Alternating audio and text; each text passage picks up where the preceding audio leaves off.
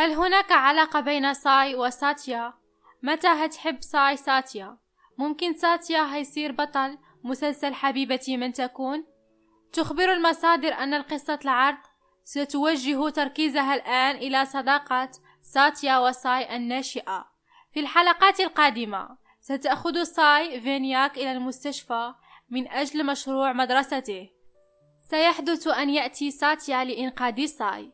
سوف تكون ساي على وشك السقوط، ولكن في الوقت المناسب سيأتي ساتيا وينقذها.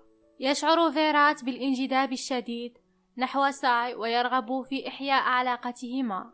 هناك تسريبات حول دعوة قضائية ضد ساي رفعتها باكهي ضدها، وسوف نشاهد تضامن ساتيا مع ساي ومساعدتها في تجاوز هذه المشكلة.